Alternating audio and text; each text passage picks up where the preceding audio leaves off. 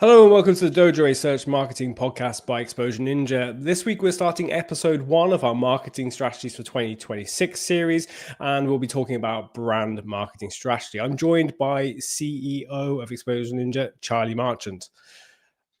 To get us kick-started, I'd love to ask you, Charlie, will brand marketing be important in 2026 or any more important than it is currently? Hey Dale, I am so excited to talk about brand marketing because I think this is one of the biggest growing areas of influence in marketing and is starting to touch so many other areas of marketing as well, including SEO and search more broadly. And so marketers more and more, even if they don't work in brand, are having to be super conscious of what their brand looks like, how their brand sounds, and does that brand actually appeal to their customers, no matter what kind of marketing work they're doing or what channel they're working on. So brand marketing, does it matter in 2026? I think it matters more than it has ever previously done. I imagine there are a lot of people have been shouting from the rooftops, brand marketing is super important, brand marketing is everything, and it's been falling on deaf ears. And we sense that is changing in 2026. Why is that changing? What's the cause of that? I think brand marketers have had the really difficult job of feeling like they're screaming in a vacuum and no one's really listening, because historically brand has been so difficult to attribute value to. It's really difficult to say, by doing this brand work, this is actually going to affect our bottom line, our revenue, the sales that we make, how loyal our customers are. And actually then it's felt to a lot of business owners, a lot of boards, perhaps a lot of C-suite, like, oh, this concept feels a bit fluffy. Maybe we should actually be putting our money into marketing that we think is actually going to generate that revenue back. And this year and moving into 2026, more and more, I think there's a much clearer understanding that in saturated, competitive marketplaces, buyers are really overwhelmed by the amount of choice that there is. And strong brands are the ones that get remembered. But now that we have things like AI search coming on to our marketing strategies for 2026, which we'll be getting into in a later episode of this strategy series, a deeper dive into why AI search matters and what global brands, Fortune 500 brands, are already doing with AI search. That's coming up in a few weeks' time. So definitely check out that webinar because it's going to be really, really amazing. Even then, we're thinking, okay, our brand is so much more influential in AI search forums as well. Now we have to think about it across all of these different areas. We actually have to start prioritizing it. We need to stand out in the market. And part of that is just there's so many more products and services on the market than there ever was before. There's so much more marketing going on than there ever was before. And in that kind of saturated place, the brand becomes really important in being the one that gets recognized, that gets known, that gets actually a share of the pie. I suppose a big question on the lips of maybe there are two types of listener, watcher. Okay, I've been doing marketing for a while, I've been doing brand marketing for a while. What should I be doing differently next year? Where do I start? And the other marketer might be, I haven't really been doing much brand marketing, been more focused on performance. Where do I start? Do they both start in the same place, or do they have to take different approaches? This is a great question. I feel like brand marketing is one of the areas that gets really overcomplicated. But in its simplest term, it's really thinking about who your customers are and what visually and verbally is going to appeal to them, so that you're in the market that you want to be in. And I think whether you're just starting or whether you're working on evolving the brand or whether you're bringing the brand across to another division within the business or another channel that you're starting in your marketing or another geography that you're potentially tapping into, the core principle is the same. Who are we targeting and what is going to appeal to those customers visually and verbally? And I think if you are looking at your brand and you're feeling really confident that you've nailed it, that customers love your brand, they speak about it, you are in the target segment that you want to be in, you are perhaps on the journey of exploring whether you're going after different target segments as the business expands, as the business scales, whether you're going after different geographical markets and whether your brand is actually going to appeal in those same markets, because it's not always the case that what appeals in the UK, for example, will appeal in the US. So you might find that you're in the situation where actually there needs to be some nuances and divisions within the brand. And if you're completely new to it, then I think it's probably just an earlier stage of thinking about who the customers are, really getting to know your customers. That's probably something along the lines of customer call research, to actually speak to them and understand who they are, their needs, and what they're going to like from a brand, what they like about what you've got so far, and what they don't like, the gaps that you've got missing. It seems like there are a lot of variables at play. Like, I don't know, brand seems to me quite broad. There's so many different elements you can play with when it comes to your positioning, your mission, tone of voice, I suppose. Like, I don't know, how applicable are those to the kinds of channels that people should be prioritizing for next year? Do I need to focus a lot on my tone of voice when I'm figuring out how do I navigate, AI search in this instance, or maybe my PPC will change. I need to take a different tone of voice. We've seen the rise of social too, where some brands like ClickUp are completely throwing away their tone of voice guidelines in order to build audience and just getting brand recognition for just visibility's sake, and not from I'm just going to stick to we want to be known for this and so on. I think that the brand voice, the brand look, and the brand feel are important across all of those channels. If you had a different person managing every single channel, you've got one person managing your Google ads, one person managing your TikTok, say you've got another person managing your Meta ads, and they are allowed to do whatever they want to do, it's going to sound more like them than it does like the business. And having some kind of central guidance, I think, is incredibly important to not just losing perspective of what you're doing, sounding different, crossing boundaries you maybe don't want to cross, or going after different markets. And without that, it's going to be, I personally think, it'd be chaos. And what you actually want is cohesion. So are there times when you're going after different segments and you're trying something different? Yes, maybe. And I think if you make a couple of slips on your brand voice, it doesn't sound exactly like how the business wanted to sound, it's not the end of the world. The world is not falling down. You haven't lost all of your customer base. You'd have to do something really rather controversial to suddenly lose all of your customer base overnight. So I don't think you need to be so strict that you can't try new things. And I do think that, especially if you're looking at broadening your customer base or going after a different type of target customer, you might be experimenting with a slightly different brand voice, or you might be using channels slightly differently. If you've got a TikTok strategy specifically going after, Gen Z girls, but you're actually going after slightly older women on your Instagram strategy, that's not that unusual, because those demographics are slightly different in general on those channels. And actually, maybe you've got a product that appeals to both of them. I can imagine skincare brands, for example, selling into both of those target segments. So you might have a slightly more mature tone of voice on your Instagram and something like a little bit more fun and buzzy on your TikTok. I think that's okay, as long as you feel like it's still under the umbrella of what constitutes your brand and you're not crossing lines of what you would never want to be heard saying.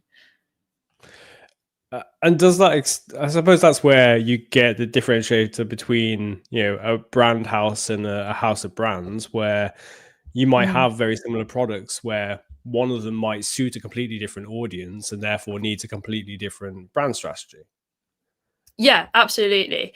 And the house of brands and versus branded house is probably most relevant to larger companies, enterprise businesses, who are thinking about, okay, I've actually got loads of these different things going on for sometimes slightly different marketers, for slightly different audiences that therefore need slightly different marketing as well. So the concept is basically branded house would be everything is under a master brand. Probably one of the biggest examples is Google, because they've got so many different products: Google Maps, Google Drive, Google Ads.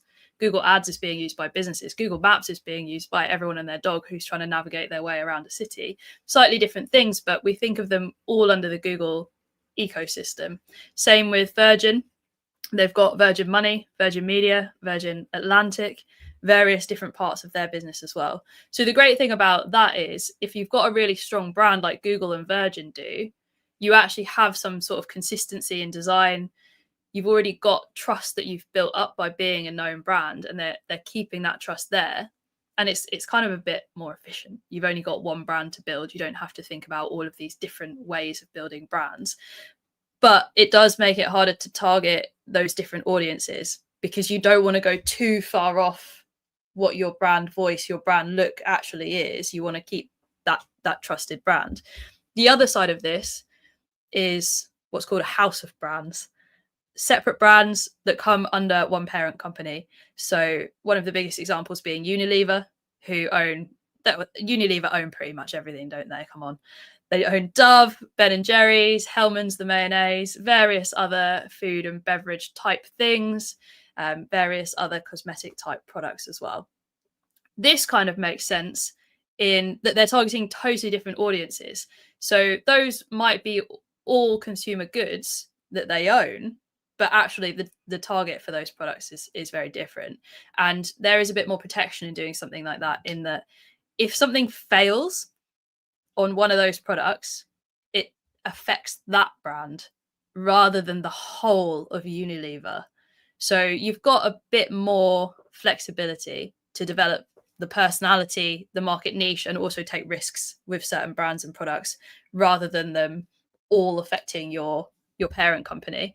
For the motorheads, General Motors is another example of that, because they've got Chevrolet, Cadillac, Buick, different types of car brands all sitting underneath them as well.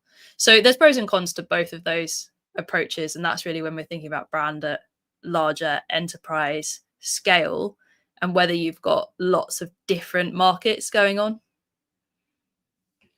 Yeah. On that point of enterprise, if you join us for episode 2, we're actually talking about how to create an effective enterprise marketing strategy as well. So if you are working for like a big company like GE, and you're working one of the subdivisions like Healthineers, or one of the other many different businesses or subdivisions within that, join us next week for a full deep dive in like how you can create an effective strategy to reach a massive audience. When you're that big, you've got like a lot of stuff on the go and you're reaching a lot of people. Yeah. Moving on to like, actually one point that's kind of in the back of my mind right now is that when we talk about this, there are going to be businesses or marketers listening who aren't in a position where they can create a new brand, where they actually, the closest they get to any form of brand work is when they map out all of their market, and they decide, okay, we're going after these sectors, but we're going to pick out this segment. We're going to go after this particular industry or subsector or something like that. Is there opportunity to play with the brand tone of voice, your brand assets then, or would you still protect it at that level? For example, we've worked with a mortgage business, and one of their segments was veterans, for example. Would you adjust the brand strategy for that audience and go with a slightly different, brand assets, different tone of voice, or just stick with the same one for the broader company? My advice would generally be to keep it pretty consistent with what you've got going on overall in terms of tone of voice and visual assets that you're using. But I think you can still address multiple audiences. So in that example, we know that a company that's selling mortgages, you've got more than one type of person. So you might initially think, well, the target audience for someone selling mortgages is someone who needs a mortgage. Yes, they all essentially need a mortgage, but you've got first-time buyers, you've got people who are refinancing, you've got people who are buying their forever home, you've got, in the US, veterans who get certain types of deals and loans specifically tailored for them. So actually, you've got people with different needs and challenges within that. Ultimately, your brand needs to appeal to all of those segments, and you might have a stronger segment within that. It might be that you refinance more homes more frequently than you work with mortgages for first-time buyers, for example. So you might have a stronger area that you position slightly more towards. But in that sense, a company serving those areas just wants to be seen as a trustworthy, reputable mortgage company. And that's what that brand should be thinking about. How do we look like that? And how do we make sure all of these types of target customers feel like we are professional, that we know what we're doing, we're experts in our area, they trust us, they are comfortable making a big financial decision with us as a brand. But when it comes to thinking more specifically about those segments, one of the most successful things we did on that campaign was actually then segment ads and other parts of the marketing strategy by using landing pages for their Google ads, for example, and using ad copy that was tailored to what that landing page was about. And those were tailored specifically to certain audience segments, like veterans. And then that allows you to adjust your tone slightly because you're actually speaking to specifically their challenges, their needs, and what they need to see from you. You don't need to change your whole visual identity to do that. That brand can still be dark blue and green brand colors. The logo can still be the same. The types of visuals that they use can still be the same.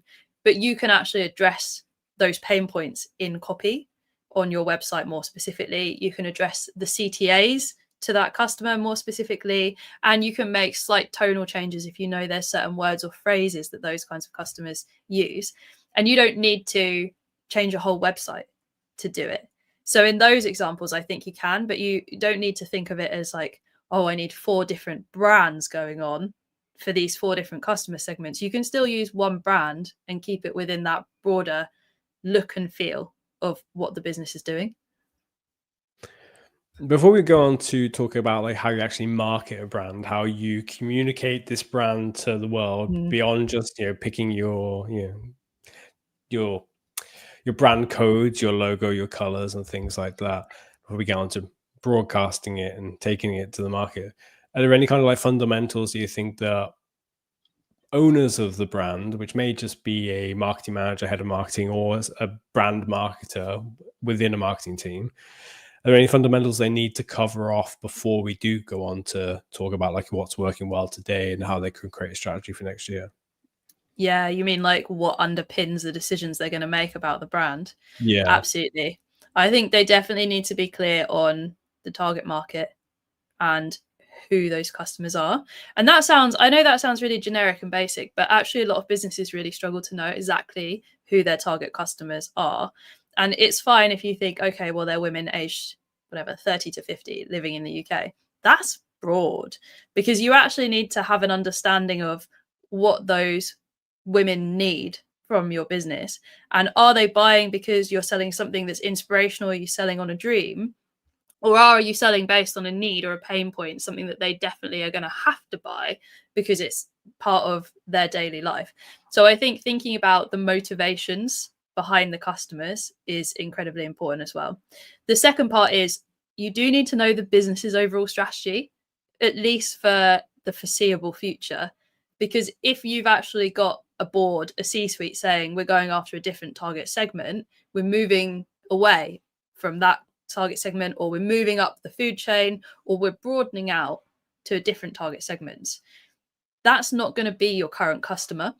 And then you're in the phase of needing to think about who those target customers are and how your brand is going to appeal to them, and whether that means any tweaks to what you're doing at the moment, or whether that's going to work with what you're already doing in your marketing and your tone and the types of content that you put out, everything else that comes off the back of it. So foundationally, I think you do need to know who the target customer is and the direction of the business for the foreseeable future as well. I'm just thinking of Octopus Energy, who are now part of Octopus Group that own loads of different brands. They've maintained the same brand assets, the same tone of voice across most of the marketing, but they are very slightly making tweaks for the EV division, the whatever else division. They've got like Octopus Money, very slightly making changes here or there, and just expanding gradually. So kind of protect what you know is working well, and it instantly triggers that memory recall of like, oh, I recognize that brand and I trust it, therefore I'm more likely to pay attention to their new sale, their new offer, whatever that is, the new proposition, and go, oh right, money, yeah, oh well, I like Octopus anyway, yeah, okay, I'll pay more attention. And whereas if you were to completely start afresh, you'd have to basically build up an audience from zero. For sure. And they're a great example of someone who is in the process of building a branded house. Like we gave the examples of Google and Virgin earlier. They've built their house. They've been building that house for decades. Whereas Octopus is really they were a bit of a challenger brand if we're thinking about them 10 years ago, and they're in the process of doing that now, and we recognize that little pink octopus everywhere. So they're doing a great job of actually making that shift and broadening out as they grow. It's really interesting. I pay attention to a lot of like brand studies and stuff these days, and the weight of a mascot of an animal in as a brand asset is massive. Like you see like a full breakdown of how useful they are for memory recall and things, and or just instantaneously making people pay more attention to an ad is very surprising. Just how effective adding an animal or mascot can be. So if you're thinking about it, just throw a mascot. You I'm know, not saying that. Go on. the owl Duo. Did you know I was going to say that? The owl from Duolingo is called Duo. And that owl has done a hell of a lot of heavy lifting for the Duolingo brand. For anyone not familiar with Duolingo, Duolingo is a language learning app where it kind of gamifies language learning for you. It teaches you things like Spanish or French or German or various other languages through a sort of fun vocab recall type of game. And I was speaking to my father-in-law about this the other day, because when we went on holiday, the constant pinging from the Duolingo app was going on for like an hour every morning, and he's on over 1,000-day streak. That's years. That's years of using Duolingo, because it gives you like a gamified reward. And I said to him, how much do you like that Duolingo owl? And the interesting thing he said, there's actually another character that I really like that they've added in. There's now like different characters who, as you take your language learning journey further, come and converse with you through, like, it's like an AI sort of system where you feel like you're practicing your language with this new character, and actually it's become attached to a different character under that brand. And I was like, that is a great example of how a brand started with one mascot and then has actually created other sort of mini mascots to appeal to certain types of users, and it makes the experience feel like personalized for them. And it's definitely, it's sticky. 1,000 days, that's a sticky app. And it's another example of a branded house as well, because they're adding in other types of learning options in there. Like you can now learn piano. I think they're adding in learning to code as well, because they know the system works. The brand is recognizable now, has a lot of salience. They can just start to add that stuff in instead of creating new apps. But I want to get us on to talking about what's working well in terms of brand marketing. Okay, you understand who you are, how to demonstrate that to the world through your colors and everything. What's actually working well in terms of marketing the brand to the world today? Yeah, this is a great question. I feel like this gets really overcomplicated really quickly when it comes to brand marketing. There's about a zillion frameworks that people use to think about brand marketing. One of the ones that I see, particularly with larger businesses, is the brand key, which is Unilever's framework. Dale, do you know it? I do, yeah. It's one of yeah. I do, yeah. I have feelings about it. Let's talk about them. So the Unilever framework is one that gets really widely used in fast moving consumer goods, but actually in all sorts of industries. And it's a sort of strange looking key. If you think of like a key shape, it's not very intuitive to follow. The useful thing about it is that it's got 9 parts broken down.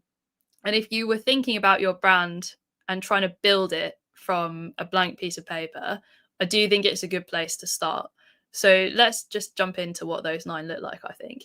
The first one is like the foundations of the brand, which only really makes sense if you've got something that has got customers that you've been running for a while. Makes even more sense if you are stepping into a big role in the marketing team or the brand team for a brand that's existed for ages. Like there's some kind of heritage to it. And that's basically the strengths or the past heritage that you can build on. Like, is there some kind of brand equity you can actually use in a brand? So for newer businesses, for businesses that are sort of mid-tier, it's probably not that important. For large and enterprise, you're like, okay, time to not mess up my brand.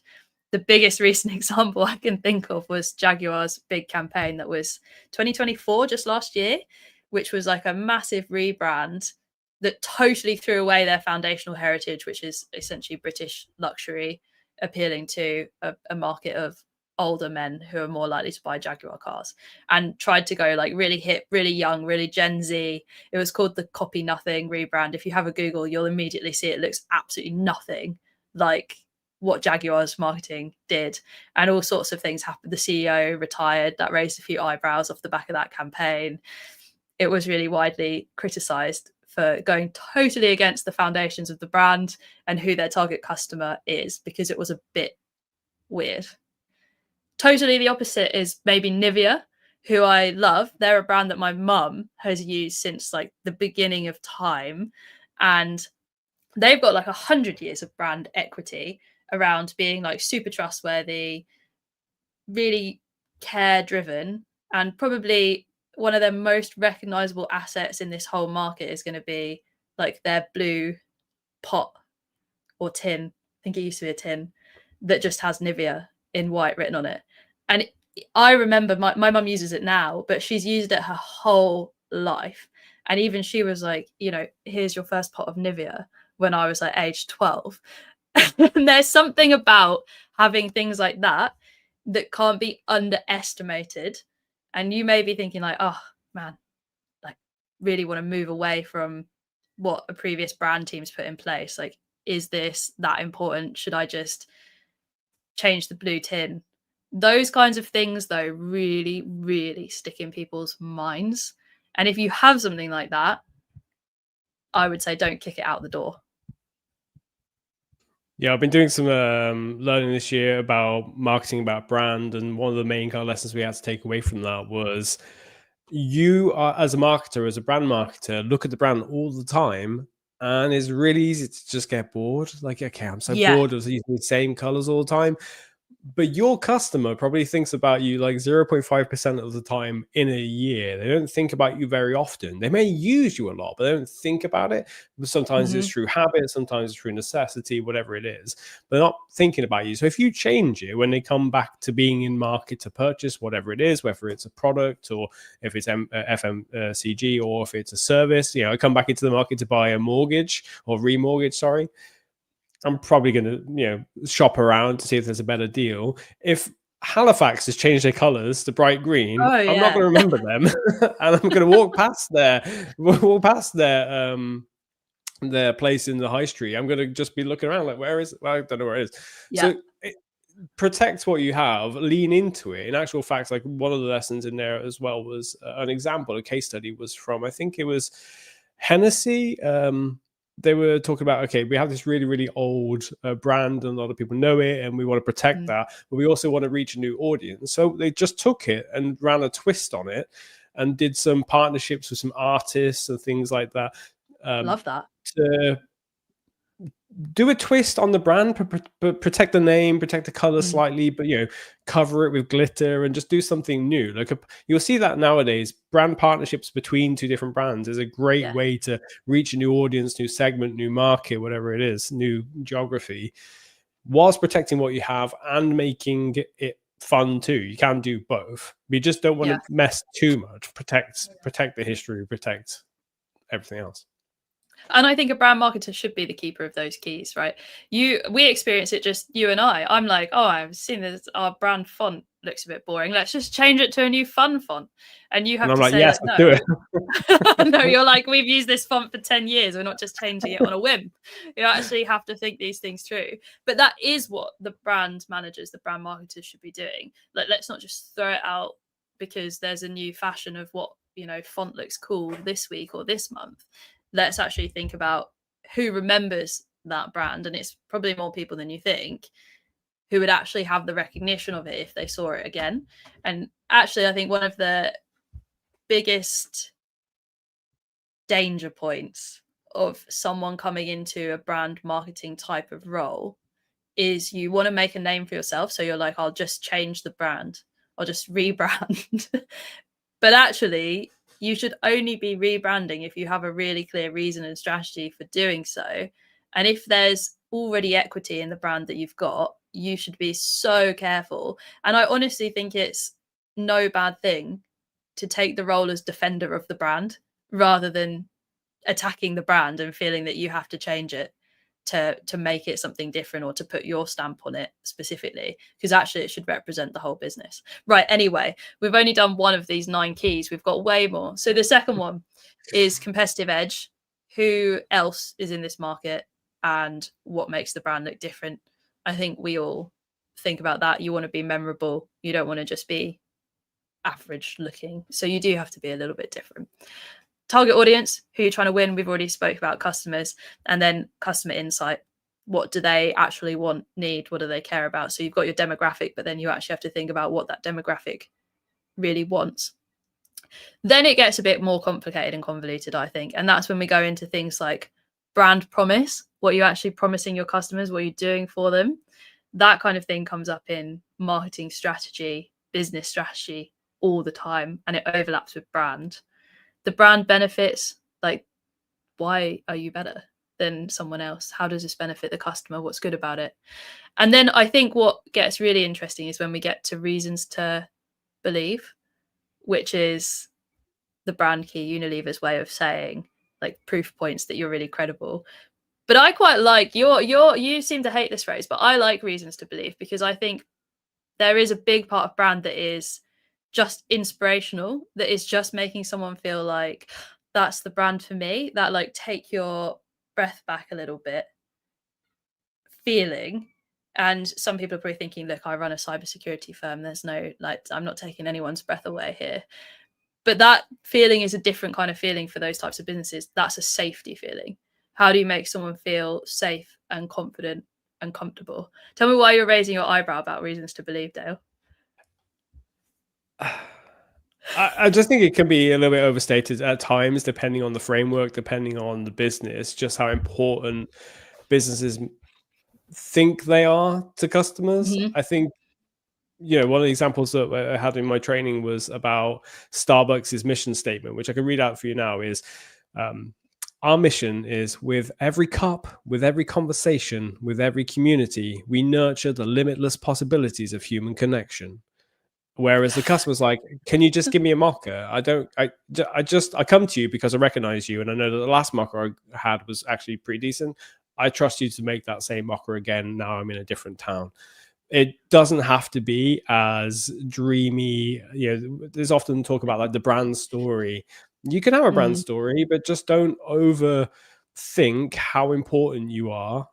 That's very much a company orientation. You're thinking, oh, we're so great at what we do, and I want to, we made people get tattoos of us because what we do is so important to life, to living, to like. No, they really don't care. So in my training, we're learning about the lots of different options that you have for commanding your brand and how that relationship is formed. And you've got lots of options. So you can have like your brand DNA and your brand values, the tenets, like always minimalistic. Simply minimalistic might be one of Apple's, for example. And then we have a mission, which hopefully is a strong mission, is really clear, but doesn't stray into, we're going to make these dreamy sequences appear and so on. Core values, just an understanding of what the business represents. Brand purpose, which is a messy one, and brand belief as well. You can have like all these different things. You only really need 2, is the learning that we took from it. It was like, okay, pick some values, pick something else, and that's it. You don't need to go through like 7, 9 different stages of understanding like what your brand is and who it's for. Just keep it simple, because that's going to make your marketing job so much simpler as well, because you're not having to remember 17 different things about who your brand is for. And we have to make sure we mention the mission and the values and whatever. Just keep it simple. And that's where I'm at right now when it comes to my brand. feeling is no one wants their coffee over-egged.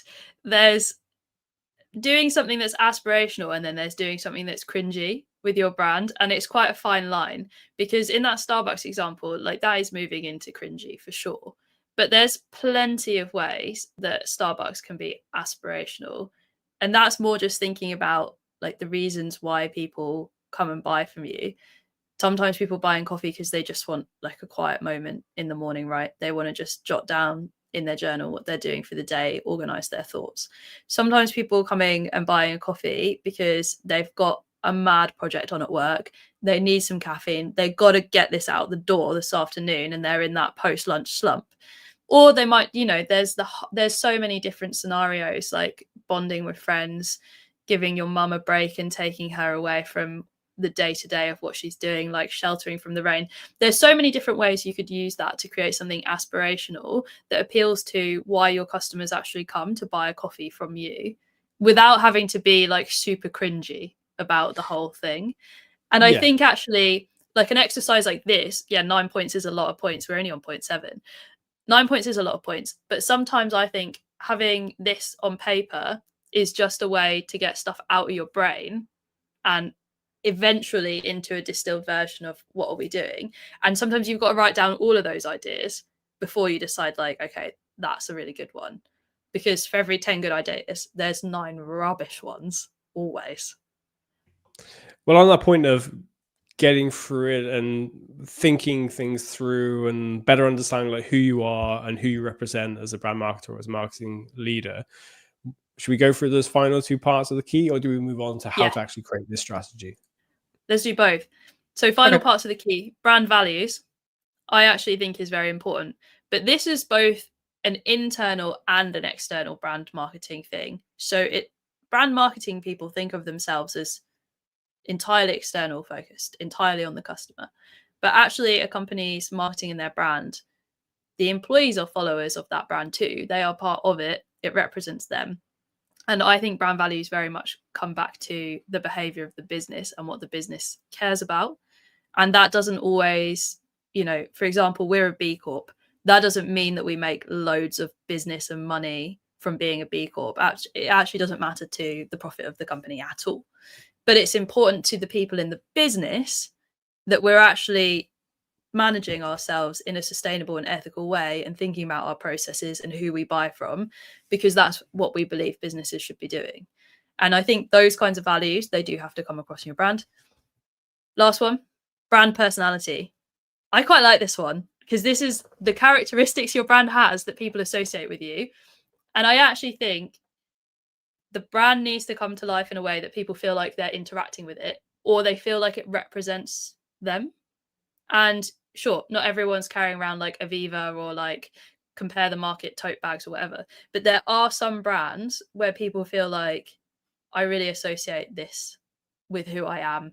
This represents, like, the coffee that you buy, for example. How many people have you seen carry around like a Monmouth tote bag because they feel like that brand represents a part of what they care about, which is really good coffee? Those kinds of things I think are really important, because you actually have to sound interesting and fun and not just like nothing. I think we should very briefly touch upon distinctiveness as well. Like part of what carries across when it comes to brand is just how distinct your brand is versus your competitors, but also how differentiation comes into play. So this is something that's been talked about for the last like 10 years about how your brand needs to be distinctive, thanks to lots of very well-written books and things like that. What's your position when it comes to distinctiveness and differentiation? My position is that there are only so many blue oceans actually left. Most people are operating in a red ocean, a saturated market. That is, if you found a blue ocean, you're good for you. That's great. But it probably won't be long until you've got lots of other competitors sitting in that ocean with you, which means you do need some kind of differentiation in order to make your business, your service, your product, whatever it is that you do, your corporation, look different from the competitors. And I think brand is a great way to do that, because you can think about all of these different areas that we've just been thinking about, but mainly we're thinking about what do customers actually want or like, what appeals to the customer. And I think it's a good place of differentiation for businesses that are operating in saturated markets.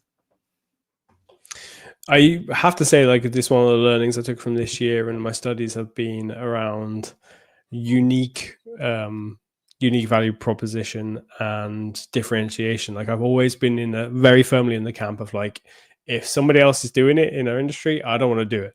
Like if you want to launch an ROI calculator on our website, find something about it that can be massively different to everybody else's ROI calculator, because there are hundreds of them. I don't want to launch it unless it is actually very much different. You can't do this anywhere else.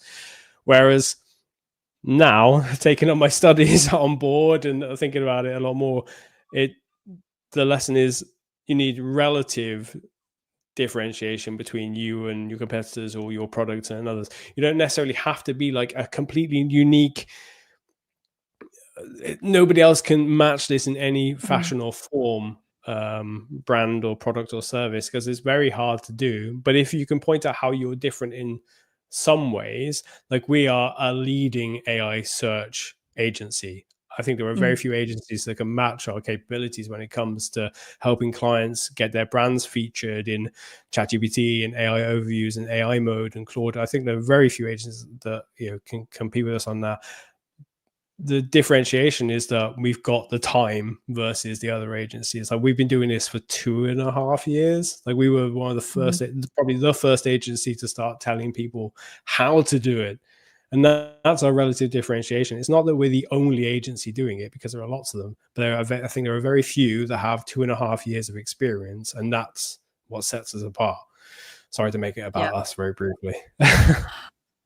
That's okay. It is the Exposure Ninja podcast after all. The thing I was going to say about that is, my feeling is, if your focus is always being on so unique, you have to be really careful not to end up in total inaction where you don't do anything because you're trying to think of some amazing new reinventing the wheel scheme that is going to position you entirely differently. That's an incredibly difficult job in a red ocean, in an environment where lots of businesses sell or do something similar to you, and doing nothing, like not making the ROI calculator or not making the mortgage calculator, not making the business carbon emissions calculator, is probably worse, unless you have a really good plan of what you're doing instead. Because actually, sometimes just think simple things like a nice UX can differentiate you from someone else who's doing something that's seemingly rather similar.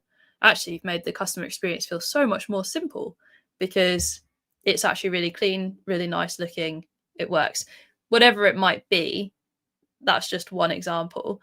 And I think if you are in one of those red oceans where you're thinking like, wow, there's, 500 other banks that all do the same, ultimately they all offer banking services. You can put your money in savings accounts, you can take out loans, like there's nothing that different about them. Sometimes brand is the differentiator. Monzo, for example, their tone of voice is very different from other banks because they're going after a younger generation and demographic in general. Barclays would never imagine putting a post that sounds anything like Monzo on their social media. So that brand's made an immediate differentiation in a very saturated market just by thinking about how do we make our voice sound a bit different, and how do we make our app look better than all of these clunky apps where you've got to get out your card reader from the 90s to, well, for the early 2000s probably, to load it up and get into it. Simple things, actually, in a very saturated market, make a big difference. You just took me back 20 years. I've completely forgotten about the card readers. Wow. I mean, like that's another great case of the argument for brand house versus house of brands, is that there are many banks who have launched their own secondary bank or brand name where you have like a condensed version of services in a singular app. And I can't remember the name right now. I think like even, was it PayPal or somebody launched Zing earlier this year, which was like a standalone transfer app. I can't remember, but there's protection in that because they then just closed it because there just wasn't the market for it, or it just wasn't working out. Something, the strategy, I don't know what. But they closed it without harming the main brand. So if you are thinking about launching a new product or service, it may be worth just launching it as a secondary business that, okay, it's going to require a second marketing strategy, maybe second marketing budget, because you can only cover so much, or maybe just give it to sales to do nothing but outreach on. It depends what it is. But sometimes that may just be the best fit. Anyway, I want to go on to creating the brand marketing strategy. Charlie, can you take us through the process, please? Yeah. I think if we break this down, the easiest way to think about it is just what do you do and who do you do it for? And start there. And a very simple way to actually start creating it is to just be thinking, okay, who is my ideal customer? What am I sharing? What am I saying? What is the story that I'm telling here in order to sell this product, this service, to appeal to this market? And then you're just thinking, what's my visual and my verbal identity? What do I look like? What do I sound like? And that's pretty much it. That's the simplest way that I can think to distill this. The customer, the story of where you're going, how you look, and how you sound. Yeah, that's pretty much spot on. We could get into tactics, I suppose, a little bit, but that's very much core to the framework I've been learning this year of STP, of segmentation, targeting, and positioning. You create a map of the market for whatever it is that you sell. You plan that all out. You segment it down. You say, right, we can't target everybody, so we'll just go after this one group of people, and we'll fix our positioning, which is, you know, your brand and everything else we've been talking about today. And then you really drill down and say, right, what's my strategy? What are my objectives? And what are the tactical decisions? Because you may come to be picking your marketing mix this year and decide out of house is the only channel that I want to go with. Okay, maybe I might augment it with some in-store display ads. I might do various other bits and pieces. And I might tie it with, we need to launch an e-com as part of our website, where previously it was more of a brochure based website. All of the work that you're doing now around your brand strategy is going to really impact your channel mix later on. Do you think there are any channels that are going to increase in importance regardless of what your brand strategy is going to be for 2026? Yeah, I think that AI search is going to be increasingly important here when we're thinking about our brand positioning in the PR sense, in the verbal sense, really. In the visual sense, just because brands stick in people's minds if they're good. But like you said earlier, Dale, people maybe spend like 5 seconds of the year thinking about your brand, really.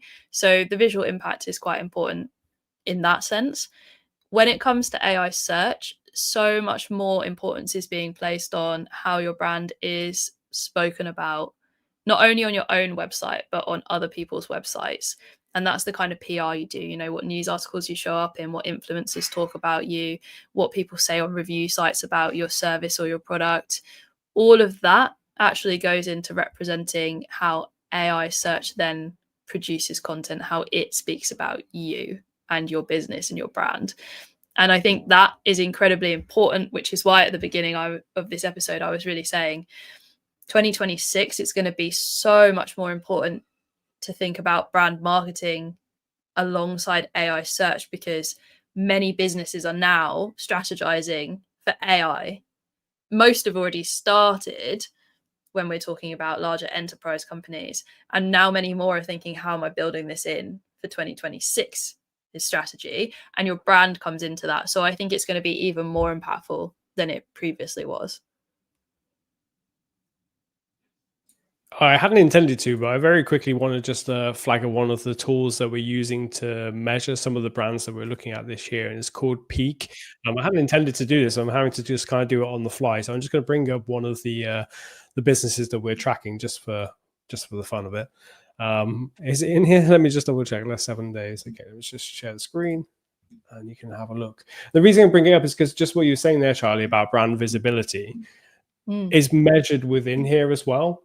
So, okay, let's get this on the screen. So this is Rocket Mortgage, who I believe I've been tracking for a lot longer than just 7 days. Give me 14 days worth. Right, so okay, you can see in here how the brand's visibility is being measured. So, you know, Rocket Mortgage is doing really, really well in terms of visibility. So they've got like 19% visibility, which means that whenever people are searching for, you know, the various prompts that we've entered into the system, this is how often Rocket Mortgage is coming up. And then the really key part that relates to what we're talking about now is this sentiment part, Charlie, you were just talking about then. Yeah. So hopefully I'll get an example in here. Brilliant. Okay, maybe not for Rocket Mortgage, but it's telling you, you know, we've got very positive sentiment in here of like 86%, that when these tools are talking about you, they're saying good things. Now, it might not be the case for all prompts. So perhaps if I go and look in one that's not specifically about them, so sentiment's a little bit lower in here, for example. They've got 69% or 69 out of 100 score for their sentiment. If we have a look in here, I'm just trying to see where the sentiment is. I'm not They're really actually sure. It's performing nothing off really. everything. They're performing really well on their sentiment, actually, compared to a lot of the competitors that you've got in there, which is Yeah. also because Rocket Mortgage have been working heavily on their brand. This is, I know you're looking here on screen at US, and they are big in the US, and it's because they are already well thought of. But this is the great thing about PKI is an amazing tool, and I highly recommend playing with it. I'm pretty sure you can get a trial version of it if you've not seen it before. The amazing thing about this for brand marketers is actually AI has measurements that you can use. And historically, brand marketing has been an area that's been really difficult to measure. So for ages, brand marketers have looked at things like brand lift, but they've really looked towards also SEO to understand search demand and branded keywords. You know, how many people are actually searching your brand name in Google? How many people are searching modifiers? So things like the ordinary high hyaluronic acid or Exposure Ninja SEO services, those kinds of modified keywords. They've looked over there to be able to measure. Now, with AI search and the advent of amazing tools like this one, we're actually able to go in and get a much better idea across so many different topics of brand sentiment in AI. It's really amazing. I think it's going to change the game a lot next year for people who work in brand. Yeah, absolutely agree. Like we were talking, I think it was Byron Sharp of Ehrenberg Bass Institute, Professor Byron Sharp, was talking about maybe 4 or 5 years ago how share of search. So for every search that happens, how often does your brand come up versus, well, your domain come up versus all of your competitors? It's a good substitute for share of voice. So how often you're spoken about in lots of, that's really hard to track. So share of search was a good substitute. So most platforms, including like SEMrush, one of our friends and partners, have a share of search option. This is like an evolution of that. So if you've got both together, because of course SEO is a foundation of AI search, you can't really have one without the other, but you can do really well off AI search off just brand alone, as we've seen with Rocket Mortgage, although they have a really solid SEO base. I don't know if that's necessarily a good example, but yeah, this is like a new metric that you have to be measuring to see how well your brand marketing strategy is doing, especially in 2026. You've also got to adapt your strategy for that too. Yeah. Dale, have you got any favorite brands that you've seen this year? Any favorite brand marketing strategies you've seen, or brands that have sort of stuck in your mind for longer than that 5-second period of the year? Oh, I've lost your sound. It's a really good question. I'm just having a long think. I can give truly you one of know. mine. I can give you one of mine while you think, if you like. I've actually got two favorites. One of them is Canva, and Canva have been all over podcasts. My partner's been listening to various finance podcasts, and you know who's being mentioned? Canva. And that's because it's impossible to buy stocks and shares in Canva now because they're growing so fast, and they've managed to create this whole narrative around what they're doing by essentially using a tagline that's like empowering the world to design. And we've used Canva for ages at Exposure Ninja. We're not partners, not friends. We'd like to be friends, but we're not. So this isn't a promo for Canva. Just, I think they've done an amazing job of taking something that was previously thought of as very complicated. You know, you had to go and learn how to do Photoshop back in the day in order to be able to make graphics. And actually, Canva lets you mock up things. Now, my design eye is terrible. Our Exposure Ninja designer will tell you the same. But in Canva, I can mock something up to give an idea of just like what I'm trying to say without having to take a pen to paper and draw some jaunty figures and funny lines everywhere. And that's pretty incredible to be able to do. So I think they've done a lot of very interesting marketing and gone pretty hard on the podcast side as well. The other one that I particularly like, that we also use all the time, is Slack, but mainly because I think they've been on a big mission across quite a few years to pretty much take over online communication for all businesses. And I think it's an incredible example of a brand that went from a very clear target market of like tech centric early adopters of developers and startups in Silicon Valley, so quite niche, and then have just decided to wheedle their way into the tool stack of pretty much anyone who works remotely, any type of business. And one of the great things that Slack has done is just use quite a playful brand tone.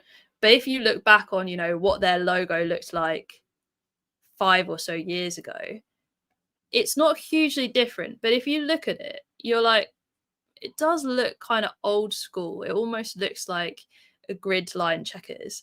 And they've made really small shifts in their brand identity, the visuals and the voice over time. They've kind of iterated it to be really modern and to look quite fun and quite playful, and move away from looking really techy without just, they haven't had to rebrand. They've not thrown away what they've got. They've just kind of moved it along and modernized it. And that kind of brand refreshing, I think, is really important and often undervalued when thinking about brand, that actually you can just make a couple of tonal shifts, a couple of visual shifts. People still recognize the Slack logo because it doesn't look that different from how it looked before. But it is ever so slightly different that when you look at it, you do think it looks so much more modern compared to the old one. Absolutely fascinating, because I've been a solid Canva user for like my entire marketing career. I think that was you're an OG.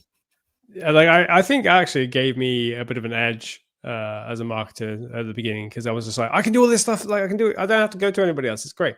But it's interesting to say that, because I never really think about Canva at all. I occasionally see their ads, but I don't really pay much attention to them, mainly because I guess we are a customer already, and I don't really have, I'm not like, it's the brand work isn't really for me. The performance marketing isn't really for me, because I'm already a customer. I don't know.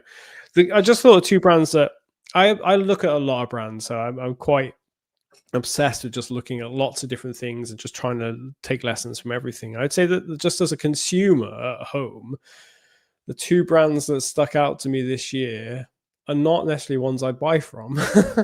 But the first one is Passenger, which is a clothing brand. I have not really seen their ads or anything, but when I'm searching for products, their product range really stands out to me. It is beautiful, really, really nice. It's like, it's really colorful. It takes a different, you know, it's entering that market between the North Faces and whoever else, and just giving a bit of a more playful, colorful spin. And I really like it. It's kind of a bit hip, more too hip for me. I wouldn't be caught in them at all. But I haven't seen their advertising, but their shopping ads are effective on me. It's really funny you should say that, because I get advertised Passenger all the time, endlessly, which I think is because I wear and buy a lot of outdoor kit, because I spend my weekends outdoors, really. But I think they're the opposite of hip. I think they look like they're trying to be hip, but if you compare them to like Arc'teryx, like they're really not hip in my opinion.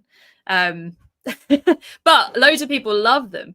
I just personally don't love that like really colorful clothing look, so I think they've mistargeted me within it. But as a brand, they're definitely doing really well. Do you know, I don't like the Arc'teryx logo, and that put me off buying anything from them ever. I love it. Can't stand it. I love it. No, I don't. Well, we are, you know, when we go hiking together, we're going to look totally different. Man, I'm gonna look like a clown in comparison, just covered in colors, just walking through. Might as well put clown shoes on as well.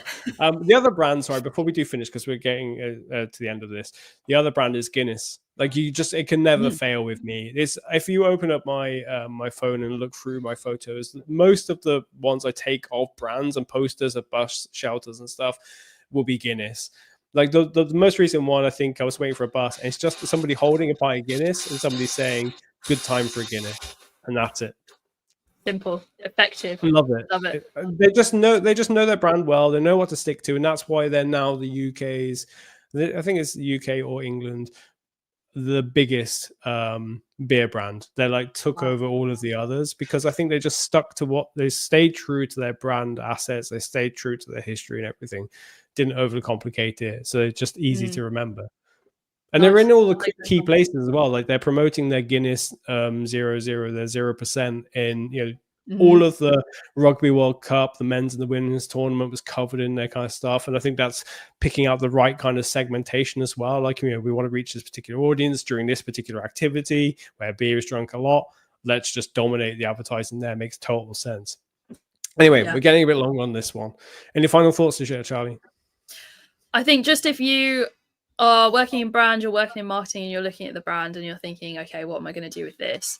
If you've got something and you think there's a lot of recognition in this, there's some equity in this, and you feel like it's not really you, it's not really the business, it's not modern enough, that feeling is really normal. And if you are thinking about how do we just keep what we've got that's really good and stay true to it and actually give it a refresh or modernize it, then we can help you with that. Exposure Ninja does amazing branding and positioning accelerators. And what those actually are taking brands that already exist, that already look great and have something good there, and making sure that they look really modern, up to date, and sound how you want to sound to your target customers for now, for 2025, for 2026. And I think that's a perfect way to think about how you move your brand to the next level without trashing what you've done so far, the brilliant stuff that you've got so far. So if you want to have a look at that or explore it with our team, you can just give us a call, or you can send through the contact form and ask about our branding and positioning accelerator, and one of our team will be more than happy to talk it through with you, show you some examples of it.